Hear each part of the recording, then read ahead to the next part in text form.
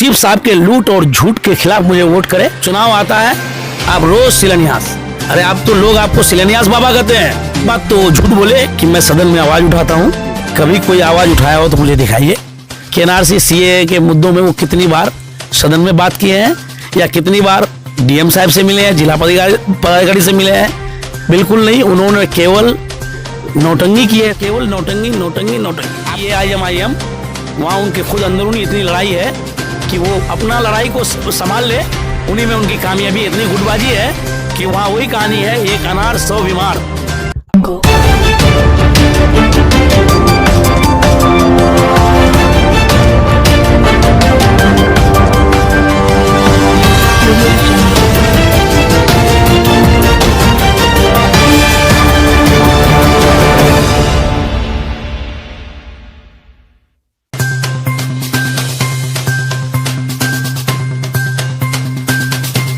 अस्सलाम वालेकुम, नमस्कार, आदाब। मैं आपका दोस्त रियाज राही और आप लोग देख रहे हैं आपका अपना चैनल अपना गांव। दोस्तों, सबसे पहले मैं कहना चाहूँगा कि अगर चैनल में नए हैं तो चैनल को सब्सक्राइब करें, बेल आइकन को दबा दें और वीडियो को ज़्यादा से ज़्यादा शेयर करें। जैसे कि आप सबको पता है कि आने वाले अक्टूबर में 21 अक्टूबर में पहला चरण 2020 विधानसभा इलेक्शन होने वाली है। चुनावी सरगर्मियाँ बहुत तेज़ी से आगे फैल रही है और सभी प्रत्याशी अपने अपने मेहनत में जुटे हैं। मैं आपको आज उस शख्सियत से मिलाने जा रहा हूं जिसको लेकर के आप बहुत इंतजार किए हैं, मुझे बार बार कॉल भी किए हैं कि आप फलां साहब का क्या इंटरव्यू ले रहे हैं। आज हमारे साथ एहतसाम अंजुम साहब। तो चलिए पहले हम तो एहतसाम अंजुम साहब से ये कहेंगे कि आप हमारे लोगों को, क्योंकि ये परिचय के मोहताज नहीं है, फिर भी एक परिचय दे। मैं एहतसाम अंजुम, भावी विधानसभा प्रत्याशी बहादुरगंज से। सबसे पहले मैं आपका अपना गांव अपना चैनल का शुक्रिया अदा करता हूं कि आपने मुझे इस लायक समझा और मेरे घर इंटरव्यू के लिए आप आए। सर, जैसे कि बात बहुत सारी है, मुद्दे बहुत सारे हैं, लेकिन लोगों का बात पे पहुंचते हैं तो लोगों का कहना यह है कि एहतसाम अंजुम साहब एक बेहतरीन छवि के आदमी हैं, लेकिन एक ऐसे पार्टी के साथ जुड़े हुए हैं जिनके संबंधी भाजपाई के साथ जुड़े हुए हैं। भाजपाइयों ने यहाँ के मुसलमानों के साथ क्या दुर्गति किया है दुनिया जानती है। तो फिर आप जदयू के साथ कैसे जुड़े हुए हैं? आज जदयू भाजपा बीच में अगर 2 साल आप छोड़ देते तो लगातार 15 साल से बिहार में सत्ता पर काबिज है जी। और हम लोग इस 15 साल में आप देखे होंगे बिहार को किस ऊंचाई तक लेकर के गए हैं, यही नीतीश कुमार। बीजेपी जरूर बड़ी पार्टी है, लेकिन बिहार में बीजेपी जदयू की सहयोगी है, ना कि जदयू बीजेपी की सहयोगी। तो इसलिए मुझे नहीं लगता है कि नीतीश कुमार से बेहतर कोई मुख्यमंत्री है। नीतीश कुमार से बेहतर अब लोग कौन कहते हैं ये बात? विरोधी लोग कहते हैं। विरोधी लोग आज से 1 महीना पहले 2 महीना पहले ऐसे ऐसे प्रत्याशी हैं जो जदयू के टिकट के दावेदार थे, तब जदयू बहुत अच्छा था। आज अपने पार्टी में चले गए तो वो पार्टी अच्छी हो गई, अब जदयू खराब होने लगा है। तो ये उन लोगों की सोची समझी साजिश है, कोई नहीं। सारे लोग समझ रहे हैं, सारे लोग बुद्धिजीवी हैं। और सबसे पहले मैं आपको एक करेक्ट कर दूं, आपने कहा कि 21 अक्टूबर को चुनाव है पहला चरण, वो गलत है, फेक न्यूज है। क्योंकि चुनाव का डेट ये भी क्लियर नहीं हुआ, चुनाव का जिस दिन, वो फेक न्यूज है, ये आप क्लियर कर लें। सर, एक सवाल ये भी है, आप राजनीति कब से शुरू किए हैं? देखिए रियाज भाई, जब कोई बच्चा पैदा होता है, फिर वो स्कूल जाता है, कॉलेज जाता है, उसके बाद उसको कोई ना कोई लाइन चुनना होता है। कोई एडमिनिस्ट्रेटिव लाइन चुन लेता है, कोई राजनीति को चुन लेता है। तो मेरा शुरू से दिलचस्पी रही है राजनीति को लेकर के, सियासत को लेकर के शुरू से दिलचस्पी रही है। और पहला चुनाव में 2007 को नगर पार्षद का चुनाव लड़ा और चुनाव जीता भी। और जाहिर सी बात है कि 2007 में, अगर तो ऐसा तो है नहीं कि उसी दिन आया और मैं चुनाव जीत गया, तो उससे पहले से ही राजनीति में रुचि रही होगी। तो उसका नतीजा ये है कि 2007 में मुझे चुनाव जीतने का सौभाग्य प्राप्त हुआ।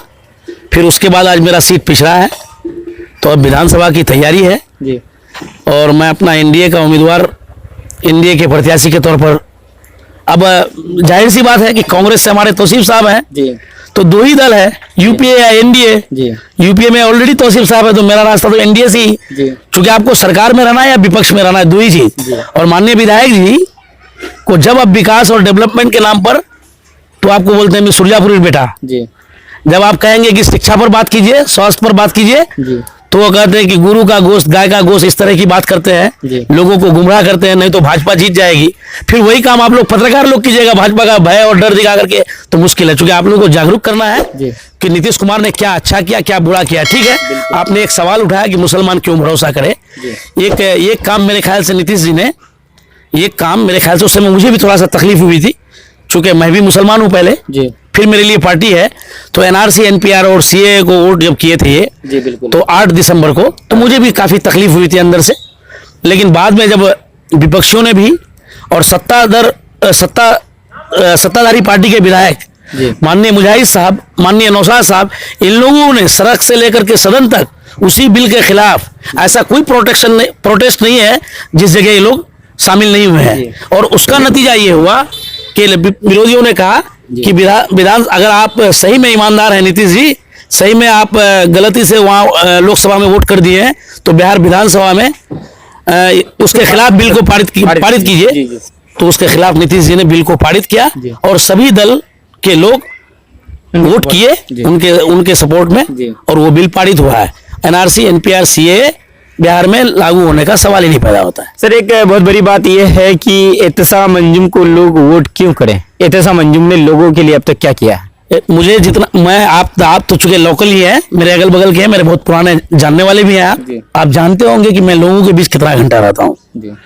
तो मैं कोई सदन का हिस्सा भी नहीं हूँ कि मैं विकास के लिए क्या क्या, उसके लिए मैं जिम्मेदार नहीं हूँ। मेरा काम ये है कि लोग जब मुझे जरूरत समझा, मैं उनके सामने, उसके सामने खड़ा रहा हूँ, चाहे वो किसी मामले हो, कोई बीमार हो, किसी के शादी ब्याह में हो, इलाकाई मुद्दे को उठाने के लिए हो। और वोट इसलिए करे, तौसीफ साहब के लूट और झूठ के खिलाफ मुझे वोट करे, यही असल मतलब है। और चूंकि उसने जो तबाही की है इलाके को, जिस बहादुरगंज विधानसभा को जितने पीछे किया है, शायद उसको यहाँ की जनता माफ नहीं करेगी आने वाले टाइम में। सर, एक सवाल ये है कि आप एक अच्छे समाजसेवी हैं और समाजसेवी के रूप में हमेशा काम किए हैं, तो आपको क्या जरूरत थी किसी राजनीतिक पार्टी को ज्वाइन करने की? आपको क्या जरूरत थी राजनीति करने की? आप इस बात का जवाब दीजिए। बिल्कुल, इस बात से मैं आपका 100% इत्तेफाक रखता हूँ। खिदमत करने के लिए कोई एमएलए एमपी बनना जरूरी नहीं है, लेकिन एमएलए एमपी बनना तब जरूरी है जब आप इलाके की बदहाली को दूर करना चाहते हैं, सड़कों की हालत को बेहतर करना चाहते हैं, शिक्षा की हालत को बेहतर करना चाहते हैं, हेल्थ की हालत को बेहतर करना, तब तो आपको सदन का हिस्सा बनेगा, क्योंकि आपको सदन में ही आवाज उठाना पड़ता है। सर, अगर हम सड़कों की बात करें तो और पुलों की बात करें तो आपके विधायक, अभी जो मौजूदा विधायक है, विधायक तौसीफ साहब, उनका कहना है कि सबसे ज्यादा सीमांचल में सबसे ज्यादा पुल का काम मैंने किया है और पुल मैंने लाया है। तो आप फिर उनको कैसे झुठला सकते हो? वो तो विकास ही कर रहे हैं ना। ये तौसीफ साहब आपको कहे थे? जी बिल्कुल, वही एमएलए हैं जी। तो वो कहेंगे कि मैं सबसे ज्यादा विकास नहीं किया हूँ, ऐसी उम्मीद रखते हैं आप? जी नहीं, ये तो जनता बताएगी ना कि आप कितना विकास किए। वो 22 पुल ला करके बोलते हैं कि सबसे ज्यादा पुल, 160 पुल बन रहा है आपके पड़ोसी कोजादमन विधानसभा में। आपके कोजादमन विधानसभा 30 पंचायत है, 24 पंचायत कोजादमन में, 6 पंचायत किशनगंज का, कुल 30 पंचायत। वहाँ बिजली का पावर सब स्टेशन 6 है। आपकी जानकारी के लिए बता दूं रियाज भाई, जानकारी है आपको। और एक सेंट्रल पावर ग्रिड है और एक स्टेट पावर ग्रिड है। वहां पर 6 पावर सब स्टेशन। उसका नतीजा है कि 24 घंटा वहां बिजली मिलती है।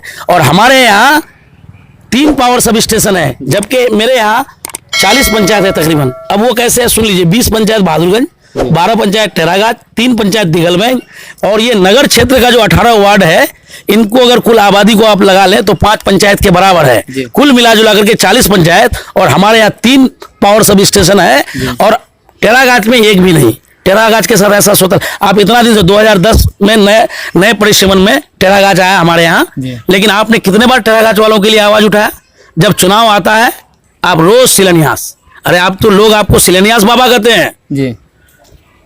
सर, एक सवाल ये भी है, उनसे जब पूछा गया है कि आपने स्वास्थ्य केंद्र के इसमें क्या किया, आपने कितने हॉस्पिटल बनवाए, तो उनका जवाब ये था कि मैं विधानसभा में आवाज उठाता हूं, लेकिन मेरा सरकार नहीं है, इसलिए मुझे काम नहीं मिलता है। क्या ये इस बात सही है कि जिसकी सरकार होती है उसी को काम मिलता है, जैसे मास्टर मुजाहिद साहब? एक बात तो झूठ बोले कि मैं सदन में आवाज उठाता हूँ, कभी कोई आवाज उठाया हो तो मुझे दिखाइए।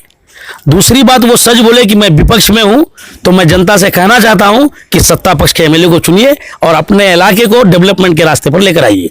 सर अभी वो जो उनका खास मुद्दा है, उनके पास और एक मुद्दा है जो कि वो बोल रहे हैं हर जगह कि एनआरसी एनपीआर जब आया था तो पूरे सीमांचल में सबसे ज्यादा रैली करने वाला मैं था, उसको रोकने का काम मैंने किया था। तो इसमें आप लोगों का क्या रोल था, आप लोगों ने क्या किया था? रियाज राही साहब आप गवाह हैं, आप ही को मैं गवाह बनाता हूँ, किसी और को नहीं। जी 13 दिसंबर को पहला मेरा मसाल जुलूस था मार्केटिंग यार्ड से भागलपुर, जी और उस जुलूस को हाईजैक करने के लिए विधायक तौसीफ साहब और वो युवा संगठन वालों ने भी रखा था उसी दिन। जी उसको हाईजैक करने के लिए वो प्रोग्राम अपना कर दिया कि 13 तारीख को हमारा प्रोग्राम है। नतीजा ये हुआ कि उस प्रोग्राम को हम कैंसिल किए। हमारा प्रोग्राम फिर 14 को हुआ मार्केटिंग यार्ड से और 13 को वो प्रोग्राम किए। और विधायक जी के पास कोई मुद्दा नहीं है कि मैं किसी मुद्दा के ऊपर बात कर सकूं, लोगों के सामने जा सकूं। वो झूठी शान मान बचाने के लिए वो सिर्फ एनआरसी सीए, जबकि आपको मालूम है कि एनआरसी सीए के मुद्दों में वो कितनी बार सदन में बात किए हैं या कितनी बार डीएम साहब से मिले हैं, जिला पदाधिकारी से मिले हैं। बिल्कुल नहीं, उन्होंने केवल नौटंकी की है इस मामले में। कभी इमरान साहब को बुला करके, कभी और किसी को बुला करके, केवल नौटंकी नौटंकी नौटंकी। आपका कहने का मतलब ये वो सिर्फ अपना पब्लिसिटी करवाया उस समय? 100%। सर एक सवाल ये है कि आप जदयू कब ज्वाइन किए थे? जदयू 2010 प्रोफेसर मसूवीर साहब जब चुनाव लड़ते थे जी, तो जब माननीय मुख्यमंत्री जी का प्रोग्राम होता है जी, तो उस प्रोग्राम मंच पर रहने के लिए कुछ ही लोग होते हैं, जी, परमिशन कुछ ही लोगों को होता है। बिल्कुल। तो उस स्टेज पे रहने के लिए केवल 10 आदमी का परमिशन था, उसमें से एक मैं था। जी, हमारे विजय झा जी जो हमारे गार्जियन हैं जी, वो थे।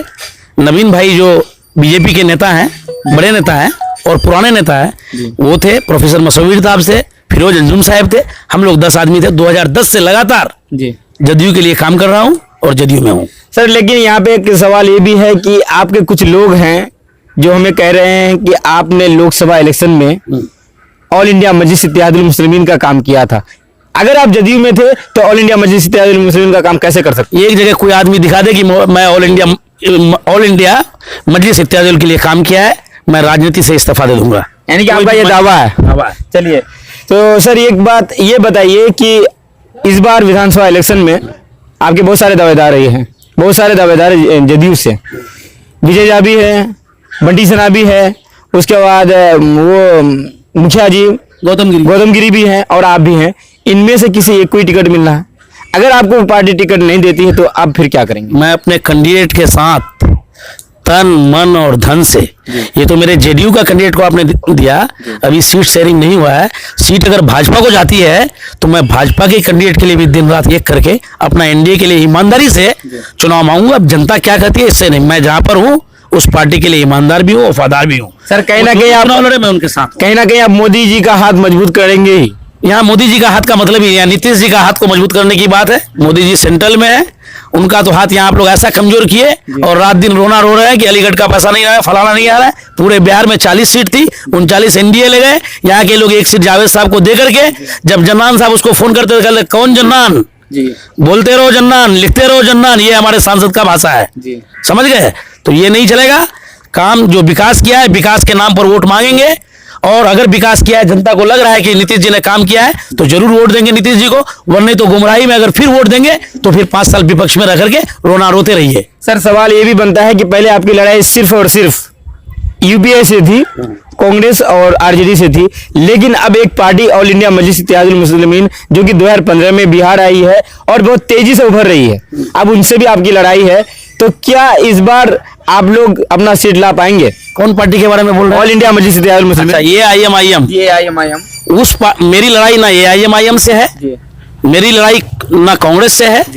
मैं अपने जीतने के लिए चुनाव लड़ूंगा, अवाम के साथ मिलकर के चुनाव लड़ूंगा, उसका विश्वास जीत करके चुनाव लड़ूंगा।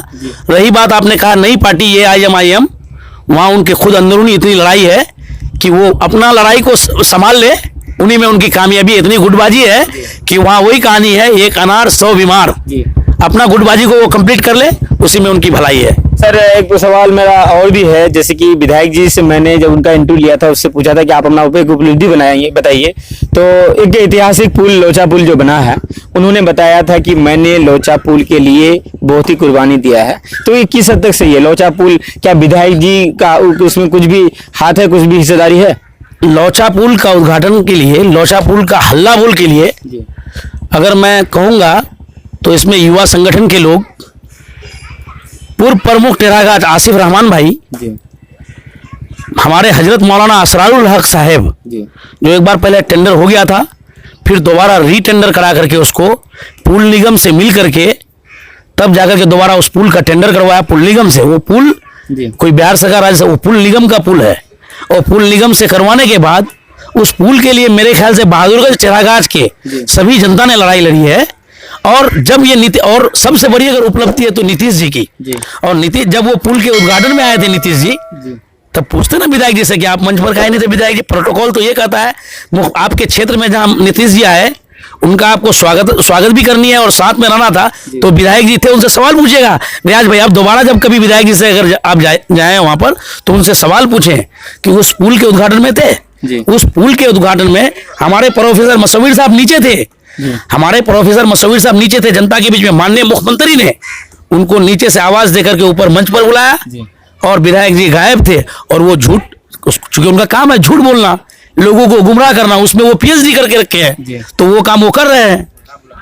सर एक सवाल ये है कि कुछ दिन पहले विधायक जी अपने शिलान्यास में बोल रहे थे, मैं वहाँ पे पहुंचा था और उस वीडियो को मैंने कैप्चर भी किया था। उनका ये कहना था कि आप लोग मुत्तहिद हो जाइए, टोपी और टीके वाले आएंगे और आपको बरगलाने का काम करेंगे। तो टोपी से तो कहीं ना कहीं ऑल इंडिया मजलिस का नाम आता है और टीका से कहीं ना कहीं आप लोग का नाम आता है। तो ये टोपी और टीका वाला बात बताइए क्या? मैं अपने जनता से, बहादुरगंज टेरागाज की अमन पसंद जनता से, हिंदू मुस्लिम जितने जाति धर्म के लोग हैं, जात पात से ऊपर उठ करके वोट करें। और उन्होंने दोनों का मजाक उड़ाया है, टोपी वालों का भी, टीका वालों का, दोनों मिलकर के उनका सफाया करें।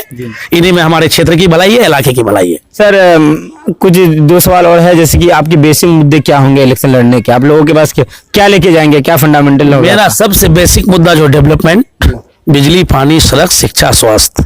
इसमें क्या लगती है यहाँ पे एनडीए की सरकार, अगर यहाँ पे एनडीए के विधायक अगर बन जाएंगे तो यहाँ के हालात बदल सकते हैं? 100%। मेरे गार्जियन खुजादामन खुजादामन विधायक माननीय मुजाहिद साहब हैं, नौशाद साहब हैं। मुझे अगर ऐसा मौका दिया यहाँ की जनता ने तो मेरे गार्जियन होंगे, उनसे मिलकर इलाके की चौतरफा विकास के लिए दिन रात एक कर दूंगा।